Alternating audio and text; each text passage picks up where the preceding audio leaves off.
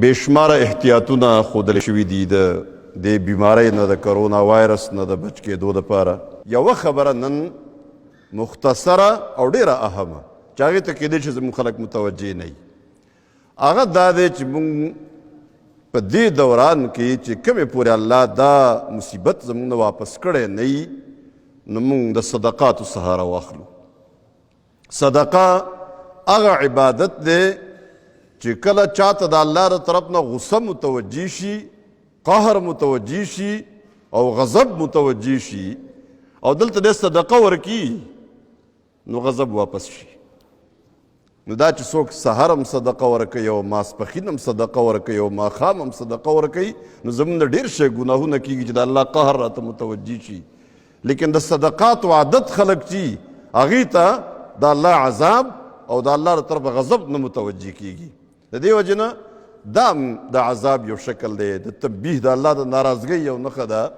موږ صدقاتو له زور ورکو او غریب سړی دی لږه صدقه وکړي، مالدار سړی دی ډېره صدقه وکړي، لیکن د صدقاتو سهاره واخلئ، د صدقاتو سهاره واخلئ.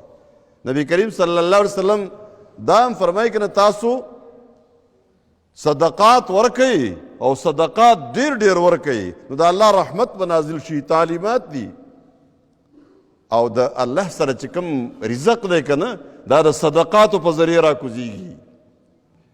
او دې وخت کې صدقه لګئ که ډېرئ، 1 روپۍ صدقه ورکوي، د کجورې یو ټوکړه صدقه کوي، یوه ډوډۍ صدقه کوي، د یو پلیټ سالن صدقه کوي، چې څه شی نو د صدقاتو سهاره واخلئ. او خصوصا زه تاسو ته یو توجه راګرځوم، د دې وایرس او د دې بیمارۍ په وجه باندې ډېر شی خلک غریبان داسې چې د هغوی مزدورۍ ختمې شوې، کارونه ختم شو او هغوی سهار د ماله تر ماښام مازدیګره پورې محنت کوي، مزدوري کوي، ځان له څه رزق پیدا کوي چې دا نه وي نو بیا هېڅ هم نه وي. هغه مزدوران تلاش کوي، هغه وګورئ، هغه غریبان خلک چې د هغوی کارونه بند شوي دي او د رزق څه درک د هغوی بل نشته، د هغوی مدد وکړئ. دا صدقه به ډېره لګئ کیدای شي، خو د چا چې الله دې زموږ د ټولو حفاظت وکړي، د چا چې پلار په دې مرض بیمار شو الله دې زموږ حفاظت وکړي، د چا بچی بیمار شو، د چا کور والا بیماره شوه، بل څوک په رشته دارو کې په کورنۍ کې بیمار شو، څومره خرچه به کوي، څومره پریشاني به وي. دا ټول مال چې سراسره دی وایي دا به ورکړم خو چې زما دا بچی بچ شي.